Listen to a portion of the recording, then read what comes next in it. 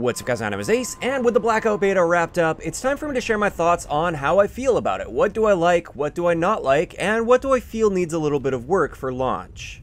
Now first up, we're going to be going over a lot of the things that I really like about Blackout. These are the things that kind of stood out to me, and I'll be able to get through them fairly quickly because it's pretty easy to just kind of point out what's good, whereas when you're talking about stuff that you don't like so much or you feel like needs work, that requires a lot more explanation. Just a quick note about the gameplay in the background. This was actually the best solo gameplay that I had, at least as far as like total kills and everything. And I feel like I played things quite well for the most part throughout this game. So let's start it off with what I like about Blackout.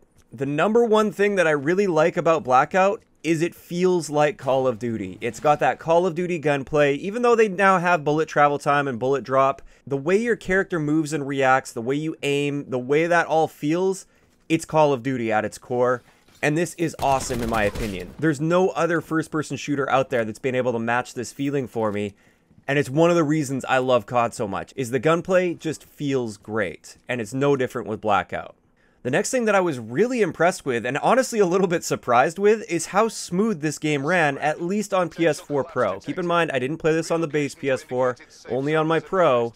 And it ran very smoothly and very well for the most part. Of course, there were a couple connectivity issues here and there.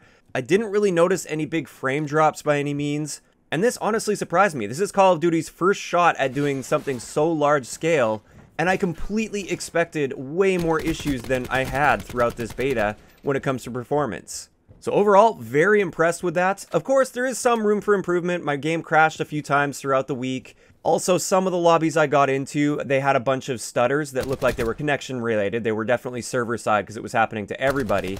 But on average, the performance of this beta by far exceeded my expectations. I thought there'd be way more issues than we had. Getting into the map itself, I feel like the map is laid out really well. One of the things I've mentioned a few times throughout the week is I like how they've spread it out nicely.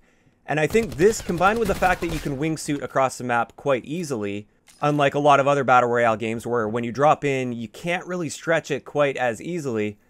I like the fact that it really spreads the players out around the map, which leads to a much more interesting mid-game most of the time. Of course, every game's a little different, but I like the fact that there isn't that tilted towers style area where half the map is going to be landing there and then they're all going to be dead at the beginning except for a couple guys, and then that leads to a very slow mid-game because people didn't spread out nicely across the map. Another thing I like about the map is how well they integrated previous Black Ops maps into this. It's very seamless. It really makes sense where all the maps are, and I feel like they fit really well with the terrain. It doesn't look like they simply copied and pasted a map onto there and were being really lazy about it. They really put a lot of thought and effort into how they were going to integrate the previous Black Ops maps into this map. I also really like how they integrated zombies into this. They brought those elements from various zombies maps, and they actually put zombies on the map, as well as interesting loot with the mystery boxes and everything. They really took ownership with this with the Black Ops series, and I love how they did all of that. Also speaking to the map, as well as some of the overall mechanics of the game, I love the room for creativity with this. There's so many things that you can do, and so many things that people probably haven't even thought of doing yet that will happen in the future. And it's really cool. This includes everything from the really simple fact that you can get on top of pretty much any rooftop if you're creative enough or if you have a grapple gun or something, and you can use that to outplay your opponents, or the fact that you can wingsuit off of places and attack people that way. I think that's really, really cool. Or the fact that you can do something like this. Further collapse expected. Travel to indicated safe zone.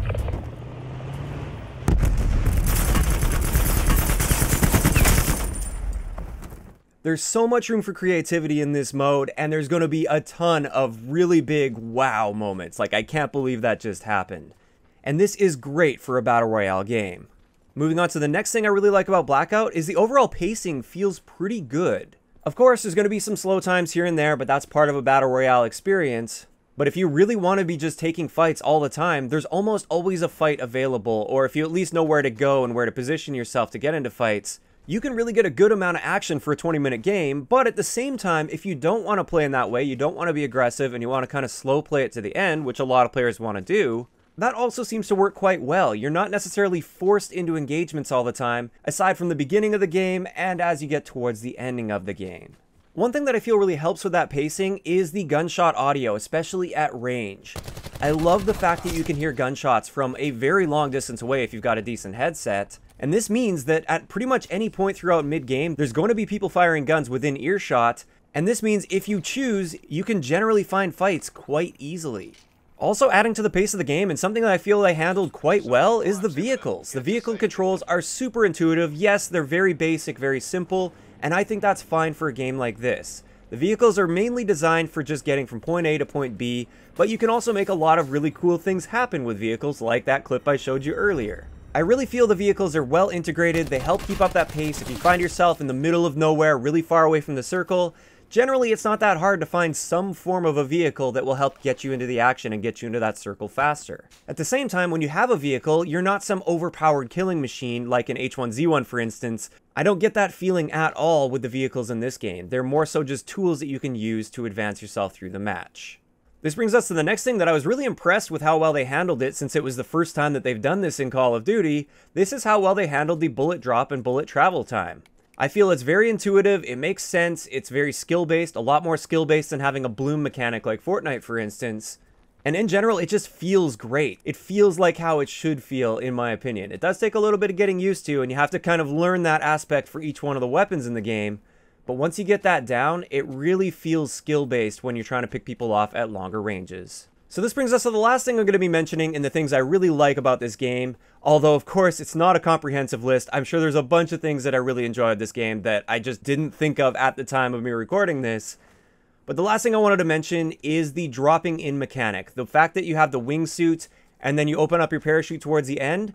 I strongly feel this is the best drop-in mechanic out of any Battle Royale game that I've seen on the market. The wingsuit feels great. It allows you to stretch to really far corners of the map if you want to. There is actually some skill and technique involved as far as getting maximum velocity, transferring that into horizontal velocity, and dropping in at the perfect moment, and getting to the exact spot that you need to be to open your parachute. There's definitely a lot of skill behind that. And it feels great. It feels awesome dropping in on that wingsuit. It also feels great wingsuiting off of high places towards people to attack them and out of helicopters. I love doing that, and this is a huge positive when it comes to Blackout. So those are the main things that stuck out in my mind as far as the things that I really enjoy with the Blackout mode, and I think they did great with. Now I want to get into the areas where I feel like it's not so great or could use a little bit of work before launch, and things that I just maybe generally disagree with as far as the overall game design. Like I said earlier, this will probably be a bit of a longer section, mainly just because I have to go into more detail with these to really explain what I don't like and what I would change. But let's hop into the number one thing, and this is something that I talked about in great detail in yesterday's video, armor. Now, I'm not going to go into too much detail because, like I said, I already covered that in great detail, but the basic problems I have with armor is, first up, the discrepancy between having no armor and having armor is too high. Armor doesn't just give you a slight leg up in a gunfight against somebody that doesn't have armor. It often throws skill out the window and decides who wins the gunfight. And I don't really like that. The bigger issue I have with armor, though, is the fact that it punishes you for seeking out gunfights actively towards the mid-game especially.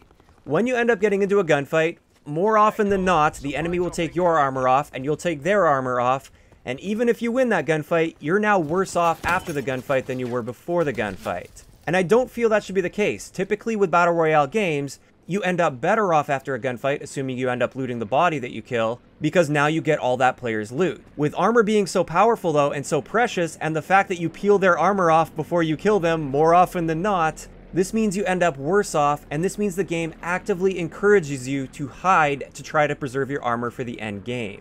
While I don't think there's any problem with people wanting to hide and try to make it to the end game, it's a totally valid playstyle, I don't think the game should be encouraging and rewarding that while punishing people that are actively going out there and trying to take fights. I provided a bunch of possible solutions to this in yesterday's video, some of which I think would work out quite well. Also, the developers have confirmed that they are going to be reworking the armor system quite significantly. It's not just going to be a small change. So we'll have to see what they come up with at launch, but that is my number one complaint, and I'm excited to see what they end up doing with it. This brings us to the next thing that I feel needs work with Blackout. This is the footstep audio. While I do like the fact that you can hear footsteps from a decent distance away, at least that's been my experience, there's definitely some issues with determining exactly where an enemy is. Are they above you? Are they below you? Are they inside or outside? It can be really difficult to tell sometimes. This is something that they actually acknowledged was a little bit of a bug, and they also said this will be worked out at launch, but again, it's something I have to mention, and we'll have to wait and see if they end up fixing that properly. This brings us to my third issue with the game, and this is overall looting, at least on the console build of the game. The first issue I have with this is I feel like you have to look down too much towards the loot, and therefore a lot of times, especially early game, I find myself running around with my head down trying to pick up all the loot, and it just feels so unnecessary and unnatural. It feels like I should be able to keep my head up, I should be able to see the loot from a bit of a distance as I approach it and see what it is, and then decide if I want to pick it up as I walk over it without having to look directly at it. Once again, this is an area where Treyarch has been doing an excellent job listening to the community. They have confirmed that they'll be making some adjustments to this. I don't know how significant those adjustments will be, so we'll have to wait and see what happens at launch, but as it was in the beta, I really didn't like that. Another thing that I'm still not really liking about the looting, and this was really highlighted when I went and played the PC build of the game, is the fact that you have to hold square or hold the button to pick something up. What this means is, especially if you have two items that are close together, it takes far too long to pick those items up. When you play PC, since they have a different system where you can just tap a button to pick it up, you can pick up multiple items really quickly, and it feels great. I feel like the console version is unnecessarily held back in this area. Now, I do understand from their perspective, there are only so many buttons you have on a controller that make sense to pick something up, and it can interfere with other actions like reloading, for instance. So if you had it so it was just tap square to pick up, if you ended up in a gunfight and you happen to be standing over some loot, it would be really frustrating if you were trying to reload your gun, but you end up picking something up instead and having to go through an animation in the middle of a fight. One solution that I've seen recommended and that I really like is why not give us an option to have it so you tap to pick up and hold to reload. I would definitely prefer this, because reloading you don't have to do very often in a match, especially compared to the amount of things you have to pick up in a match. Plus, it wouldn't be that hard to get used to holding square to reload rather than tapping it. And I think even just having the option of doing that would be awesome, and it would help speed up that looting process and make it feel a lot more intuitive. Another issue with the loot, and this one's more of a bug than anything, this is the fact that sometimes, especially when you're looting somebody's body, it simply won't scroll. I try to scroll left or right and it just doesn't work, and you have to leave the bag, come back to it, and again, sometimes it doesn't work, sometimes it does.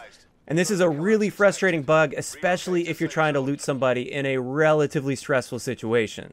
So that issue really needs to be fixed. And this brings us to the final thing that I'm having an issue with when it comes to loot. This is the fact that sometimes it takes far too long for the loot to actively spawn in the match when you first land. I really feel like the loot should be loaded in and visible while you're in your parachute. That way you can make those fine adjustments and you can race an enemy to the gun, and you're really rewarded for having that wingsuit skill so you land first. So many times I found myself landing well before everyone else, but I'm running around and there's no loot on the ground because it hasn't loaded in yet. As a result, I end up running right over where a gun was actually about to spawn, but I couldn't see it because it didn't exist for me, and then somebody lands later than me behind me, picks that gun up, and shoots me. Now, I don't know if this is intended by the developers, I don't know if they actively want it so that you can't see the loot until you're on the ground, but in either case, at least in my opinion, if my feet are on the ground, that loot should also be visible on the ground. So this brings us to the next thing on my list of things that I would have liked to see in the beta. And this isn't so much an issue with the game or something that's broken with the game, it's just something that I really wish they would have tried. I'd like to see how the game plays with 100 players. I know they've playtested it in-house, and I was really hoping they'd at least try it out in the beta. If it turned out it was too chaotic at the beginning with 100 players, or the servers didn't handle it well and the performance really sucked, then that's totally fine. I'm fine with the current player count. But I really wanted to see what it would have been like if they pushed it up to 100 players. Perhaps in the future this could still happen, but I am slightly disappointed they didn't give it a try in the beta. This brings us to the next thing I have on my list, and this just has to do with the relatively infrequent, at least for me, crashes and disconnects, as well as those really skippy connections. Sometimes the server was just having little hiccups here and there, and it seemed like at least everybody that was in my squad was lagging at that point. Now, this is more than likely just beta things where these aren't going to happen as frequently in the full build of the game. But, of course, we don't know for sure, and we'll have to see what ends up happening with the full build. In either case, it is something worth mentioning because you can't have this kind of stuff happening with any sort of frequency when it comes to the full build of the game. I understand the odd disconnect every now and then, but I really hope they're able to minimize that for the full build. This brings us to the next thing I have on my list, and this is more of just a recommendation than a problem with the game. I'd like to see a few more heads-up display icons for squad modes. I think so far the heads-up display is quite good, but one big change I would definitely like to see is I'd like to see if my teammates have armor or not. It would be very simple to add right next to their name. Do they have an armor or do they not have an armor? Or you could even have the different tiers of armor next to their name. And I think this would just be a great feature to help you understand what's going on with your squad without having to always check up on them and ask about that sort of stuff. In addition to that, I think it would be kind of cool, and this is something that Fortnite doesn't do, and I really wish Fortnite would do as well. I wish it would display the number of kills each team member has throughout the game. So like right next to their name as well, where they have their health bar and everything. It'd be cool to just include a little skull with how many kills they have. That way you can kind of keep a tally on how well your team is doing, how many kills they're getting. And again, it's such a minor thing, and if it never happens, that's totally fine by me, but it is something that I would like to see. And this brings us to the final thing I wanted to mention about the beta that I am going to put in this sort of negative category here. This is just the overall graphical quality. Now, don't get me wrong, I will take performance over quality any day, and I am so glad that this game performs well, and I can totally accept the graphics not blowing me away if that means the performance is going to be great. So, I'm not saying here that I would like to sacrifice performance for better graphics, but I feel like if I'm being fair with my initial impressions in my review, I'm not blown away by any means by the graphics in this. It's okay, it's good enough, and honestly, if it remains exactly how it is in the beta, I'm fine with that because the performance was awesome. It's just something that I felt was worth mentioning. And with that, that's going to wrap it up for all of the main points I wanted to discuss for my post-beta impressions. Overall, I am completely addicted to this game, and I'm very sad that it has to go. I think I'm just going to go hibernate for a few weeks until this comes out. I love Blackout, and I'm really looking forward to seeing the changes that they end up making for launch, especially the armor and the looting changes. As far as a beta goes, overall, this completely exceeded my expectations. I didn't think Treyarch was going to pull it off this well, and I think Blackout is going to be a very successful game. Of course, though, I'd like to know in the comment section below, what are your thoughts on the Blackout beta? Did you like it? Did you hate it? Are you somewhere in between? Let me know what you're thinking down below. If you enjoyed the video, a like rating is always appreciated, and don't forget to subscribe for more if you haven't already. I'll talk to you guys next time.